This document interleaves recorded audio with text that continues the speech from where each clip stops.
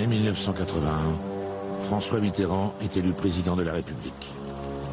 Les Français connaissent mal cet homme à la personnalité aussi complexe que son parcours politique. Dans les services de renseignement, les fonctionnaires méfiants ignorent tout de ses projets. Et ils seront très vite fixés. Alors que la guerre froide entre dans une phase de glaciation, 4 ministres communistes sont nommés au gouvernement. Au sein des services, certains veulent croire que le créateur du Parti socialiste va livrer la France au rouge. Cet homme, porteur des espoirs de la gauche, a nourri toute sa vie de fortes préventions à l'égard des services d'espionnage et de contre-espionnage. Président de la République, il va devoir les orienter et les contrôler. Il s'en méfie, craint leurs coups fourrés et doute de leur loyauté. Ce monde-là n'est pas le sien. Si la méfiance est réciproque, c'est aussi que le nouvel hôte de l'Élysée a connu dès la guerre une vie politique agitée par des épisodes obscurs. Après une jeunesse très à droite, il a été mobilisé et fait prisonnier en 1940. Il s'est évadé, la suite est compliquée. Dans un premier temps, il rejoint Vichy. Erreur de jeunesse? Peut-être. Mais le maréchal Pétain lui attribue en 1943 la plus haute décoration réservée à l'élite de son régime de collaboration avec les Allemands, la Francisque. Ensuite, le futur président entre dans la résistance. Après-guerre, il entame une carrière gouvernementale. En 1954, alors qu'approche la défaite en Indochine, son nom est mêlé à l'affaire des fuites. Des secrets militaires ont été divulgués à la presse et aux communistes. À 38 ans, François Mitterrand est ministre de l'Intérieur. Au sein des services de sécurité, des comploteurs le désignent au président du Conseil comme l'auteur des fuites. Pierre Mendès France ordonne une enquête sur son ministre, sans le lui dire. Celui-ci en sortira blanchi et durablement meurtri. Il poursuit sa carrière, toujours à gauche, mais dans le camp des durs. Garde des Sceaux durant la guerre d'Algérie, il cautionne la torture et envoie des dizaines d'indépendantistes algériens à l'échafaud. Un quart de siècle plus tard, c'est pourtant le même homme qui abolira la peine de mort. Il est en principe un farouche défenseur de l'état de droit. Pourtant, il ne va rien dire quand il sera bafoué par les services secrets. Le 22 octobre 1956, le SDEC détourne l'avion des dirigeants du FLN, dont Ahmed Ben Bella, sans instruction du président du Conseil Guy Mollet. Cette violation des principes de fonctionnement des services secrets, soumis aux ordres du politique, suscite la colère des hommes les plus à gauche au sein du gouvernement. Mais contrairement à Alain Savary qui démissionne, François Mitterrand ne bouge pas. Il sera accusé de trahir les valeurs démocratiques qu'il prétendait défendre. 3 ans plus tard, en 1959, devenu sénateur, il est au creux de la vague. Il voudrait prendre la tête de l'opposition à De Gaulle. Le besoin de redorer son blason le pousse à la faute. Un ancien député d'extrême droite, Robert Pesquet, le convainc d'accepter l'organisation d'un faux attentat. Quand la mitraillette crépite, Mitterrand disparaît dans les jardins de l'Observatoire. Le lendemain, le sénateur de la Nièvre est devenu le héros de la gauche, jusqu'à ce que Pesquet dévoile le poteau rose. L'ancien garde des Sceaux est traîné dans la boue et perd son immunité parlementaire. Il touche le fond.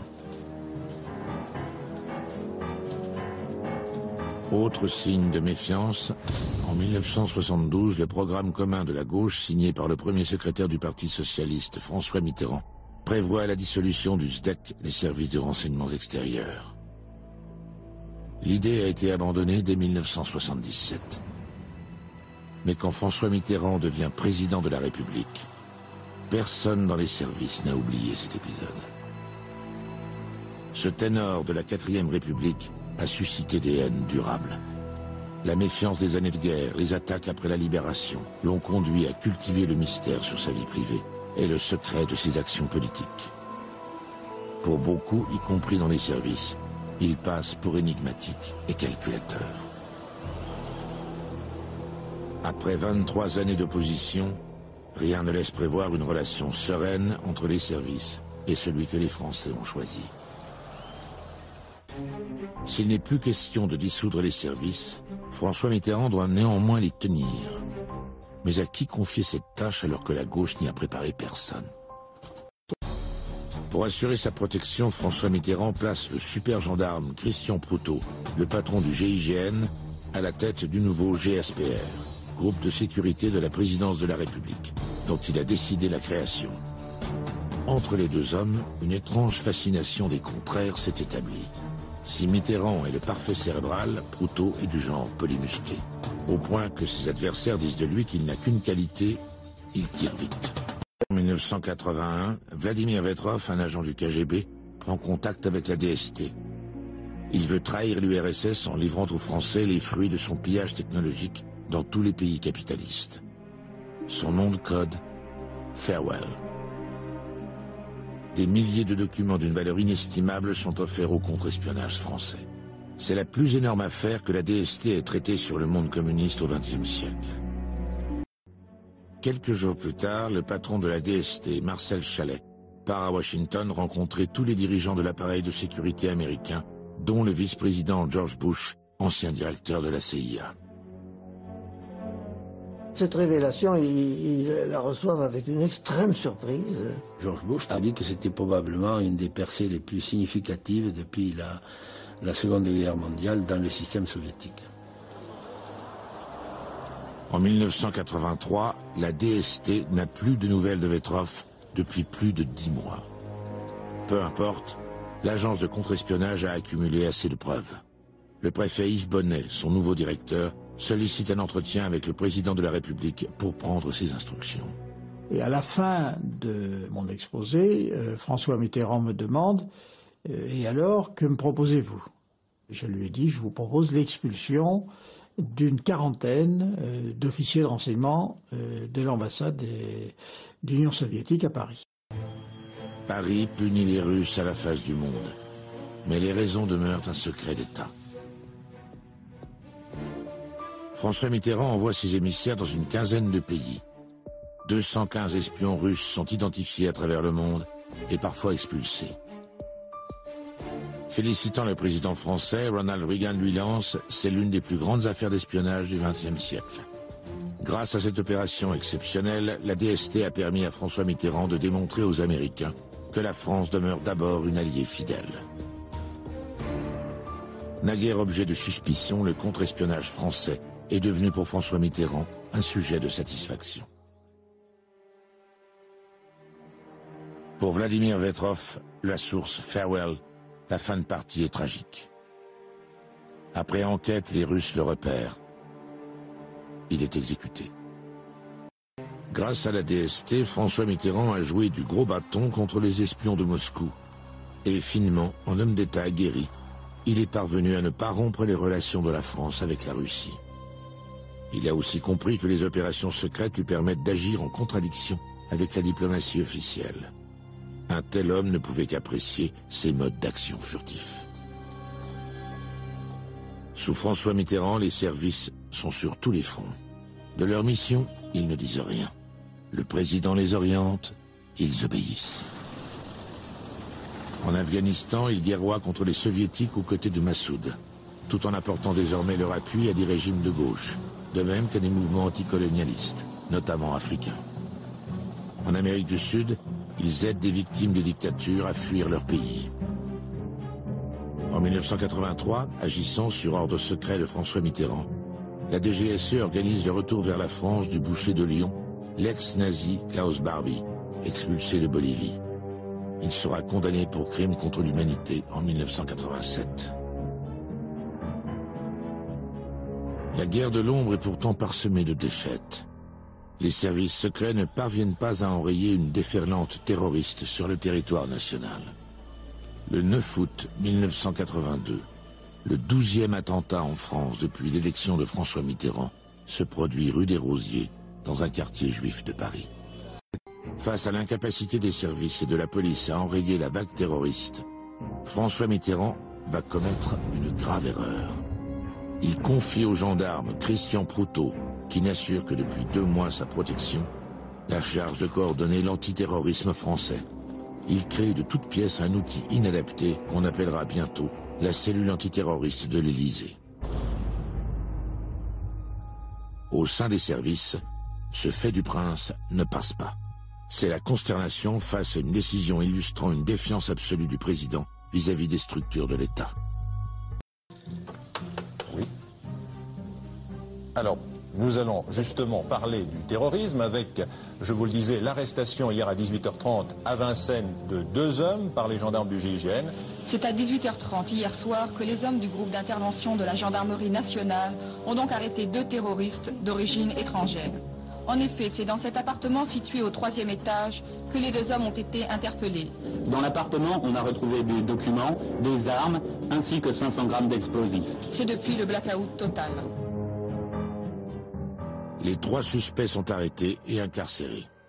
La cellule de l'Élysée vit ses premières heures de gloire. Le président a toutes les raisons d'être satisfait.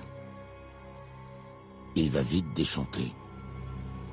Grenouillage et règlement de compte, c'est le commentaire officieux des gendarmes dans le nouveau rebondissement de l'affaire des terroristes irlandais de Vincennes. Nous venons d'apprendre que des poursuites judiciaires sont engagées contre 2 officiers de gendarmerie, 2 officiers du GIGN. Coup de théâtre. Un gendarme qui a participé à l'opération reconnaît qu'il y aurait eu des irrégularités.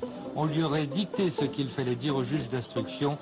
Il confirme qu'il n'a pas vu d'explosifs. En fait de succès, il s'agit d'un montage. Les super gendarmes avaient apporté eux-mêmes des explosifs dans l'appartement des suspects. Les Irlandais de Vincennes sont finalement libérés au bout de 9 mois de détention. La cellule sort des procédures administratives établies. Forte de l'autorité de François Mitterrand, elle procède à des écoutes téléphoniques.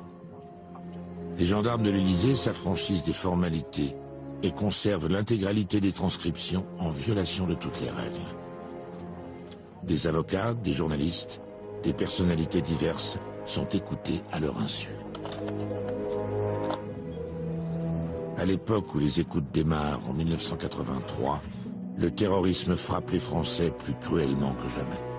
À Beyrouth, un attentat tue 58 parachutistes. Mais la cellule a des affaires plus importantes à traiter. L'écrivain provocateur Jean Edernalier, qui menace de révéler l'existence de Mazarine dans son journal, est mis sur écoute. Les instructions de François Mitterrand sur Jean Edernalier, c'était je veux pas qu'on cède au chantage d'Edernalier, qui était un peu fou, et deuxièmement, la publication de son canard. Il est arrivé que Gilles Ménage me demande des choses un peu extraordinaires, quand il a souhaité que la DSC fasse le tour des maisons d'édition pour empêcher l'apparition d'un livre d'Edernalier.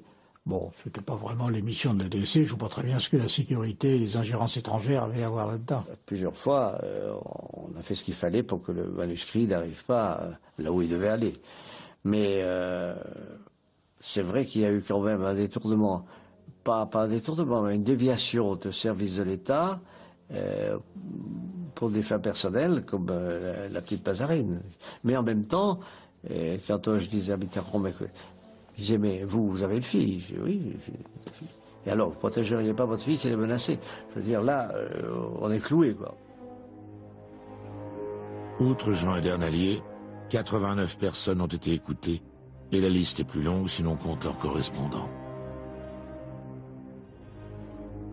Personne à l'époque n'a contesté ces écoutes irrégulières, endossées par le ministre de la Défense Charles Hernu, et même le Premier ministre Pierre Mauroy.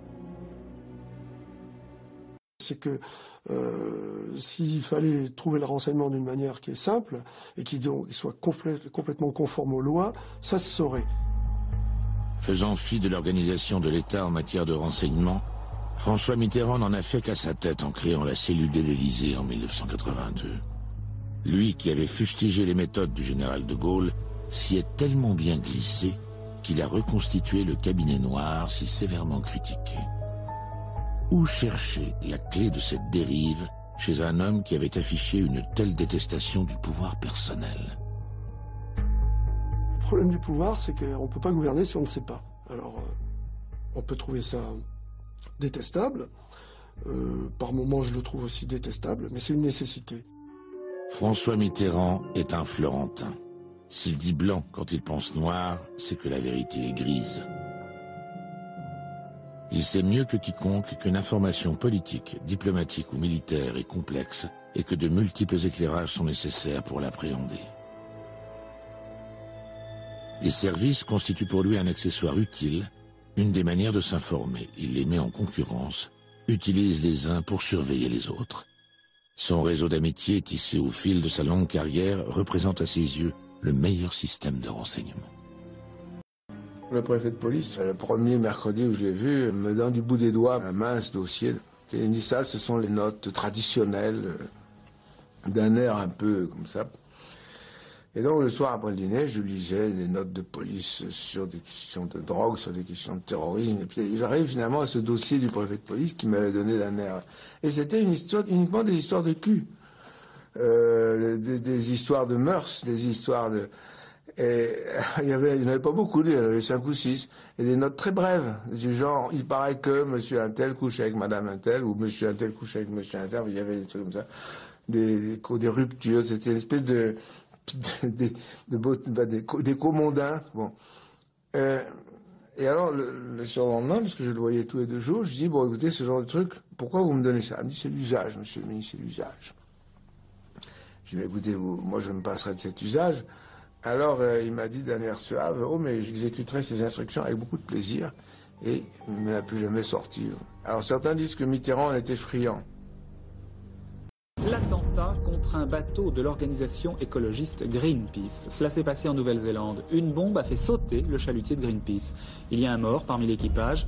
Le bateau devait participer à un mouvement de protestation contre les essais nucléaires français dans le Pacifique Sud. La campagne de protestation a aussitôt été annulée. Dans la paisible Nouvelle-Zélande, cet événement est considérable. Les dépêches arrivent dans toutes les rédactions du monde. Quand on a vu ce message et qu'on l'a lu ensemble, on a dit ça, c'est la DGSE. Hein. Voilà.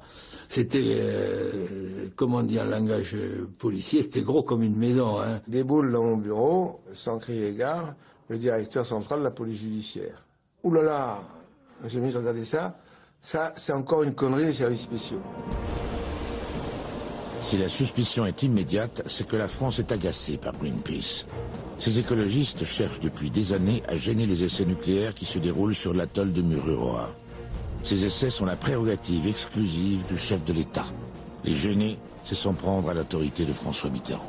Il n'est pas question que cela se produise. Pour réaliser cette opération, la DGSE a déployé une trentaine de personnes sur le terrain. Un agent a infiltré l'organisation écologiste. Des nageurs de combat ont été chargés de poser les bombes sous la coque du bateau. 2 officiers français de la DGSE, les faux époux Tourange, en réalité le capitaine Dominique Prieur et le commandant Alain Maffard, ont fait la liaison entre ces équipes. Malgré ces moyens colossaux, c'est un fiasco. La DGSE a tué un homme et les faux époux Tourange sont arrêtés et interrogés par la police néo-zélandaise. Qui a choisi de conduire cette action inavouable, exemple parfait des dérives de la raison d'État? Le patron de la DGSE, l'amiral Lacoste, aurait-il agi de sa propre initiative? L'amiral Lacoste soutient qu'il en a parlé au président de la République et qu'il aurait donné son feu vert.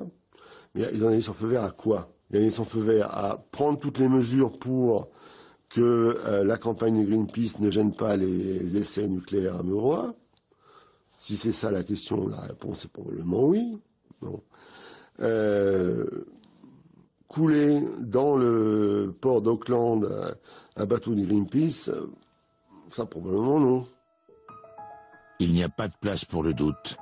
François Mitterrand a approuvé une opération contre Greenpeace afin d'empêcher que les écologistes gênent les essais nucléaires.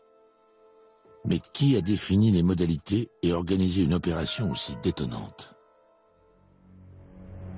Le ministre de la Défense, Charles Hernu, traverse à ce moment-là de graves problèmes mêlant alcoolisme et sentiment de toute puissance. C'est lui qui donne le feu vert à cette opération aberrante, envoyée par le fond un vieux chalutier qui voulait gêner les essais nucléaires. Le 16 juillet, 6 jours après l'explosion, Charles Hernu et Pierre Jox sont convoqués chez le Premier ministre Laurent Fabius. La discussion est brève. Fabius: J'espère que nous n'avons pas fait cette connerie. Je vous préviens, je ne couvrirai pas. Hernu dément toute participation. Il a menti au Premier ministre. Hein? Il a menti au Premier ministre. Moi, j'ai entendu. Donc, j'ai entendu mentir. Donc, je suis là quand il ment. Bon. Il dit quoi? Hein? Il dit au Premier ministre que ce sont les Anglais.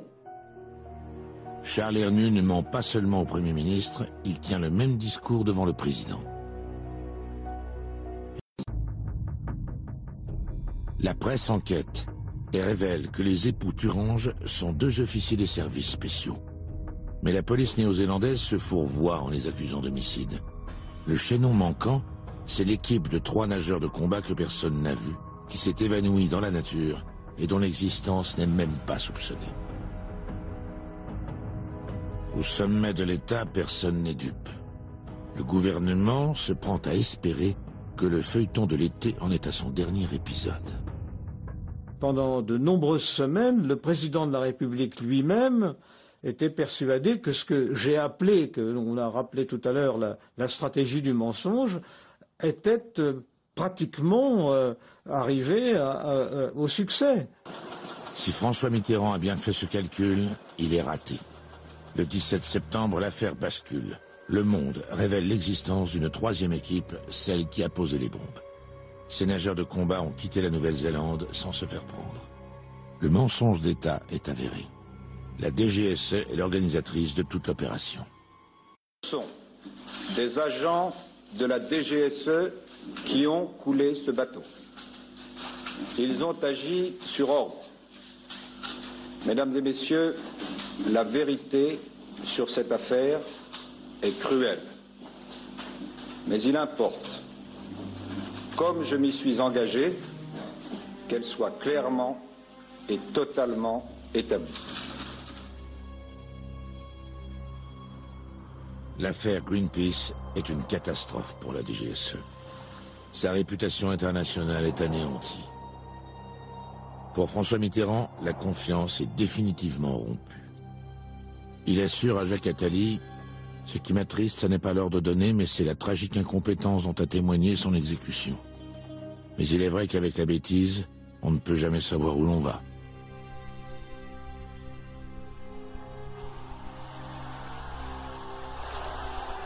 Malgré l'affaire Greenpeace, après 2 ans de cohabitation, François Mitterrand est réélu. François Mitterrand choisit son ancien rival Michel Rocard comme Premier ministre. Celui-ci éprouve un grand intérêt pour les affaires de renseignement.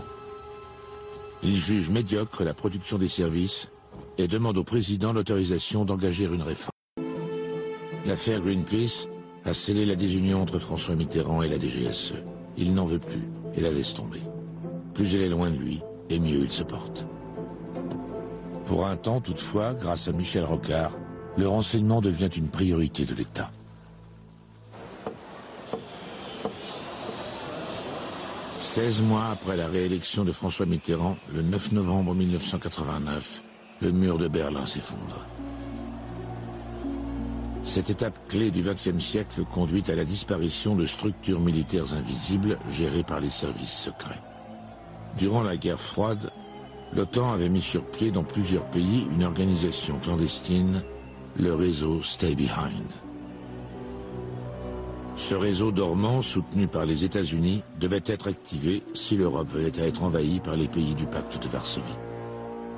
L'objectif pour nous était, en cas de malheur, en cas d'invasion, de pouvoir dire à un gouvernement français qui se serait réfugié aux États-Unis ou aux Antilles, vous avez la disposition, la possibilité de communiquer avec des Français en France, avec des personnels qui ont des postes radio, qui peuvent recevoir vos instructions, qui sont capables de faire des renseignements et qui, le cas échéant, sont également capables d'organiser de petites opérations de sabotage ou de destruction. C'était un réseau totalement dormant et clandestin. Et j'avais dans mon service 2 personnels seulement qui étaient au courant de cette structure. En Italie, Stay Behind s'appelle Gladio.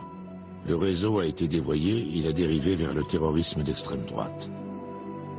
Lorsque ces faits sont révélés, en novembre 1990, François Mitterrand s'inquiète immédiatement de l'éventuelle existence de la partie française de l'organisation. François Mitterrand a dissous cette organisation. La guerre froide a beau être terminée, la méfiance envers les services secrets demeure.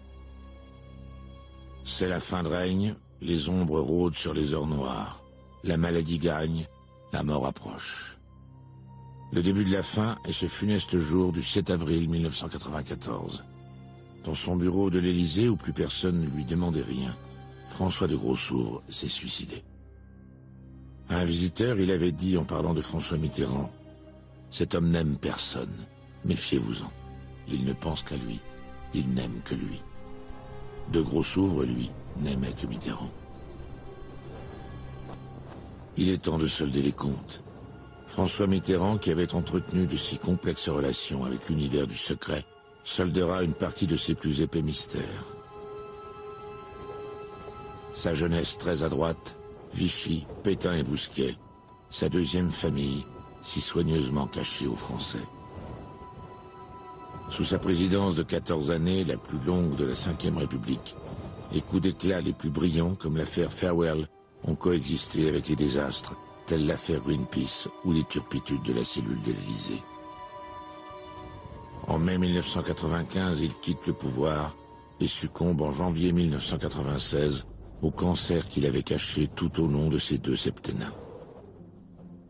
Davantage que tout autre, cet homme d'État fut un maître de l'ombre. Il en fit un principe de vie, tout en acceptant mal que les autres fassent de même. Quant au service secret, ce bras obscur de l'État, il s'en méfia toujours, non sans en user et abuser à sa guise.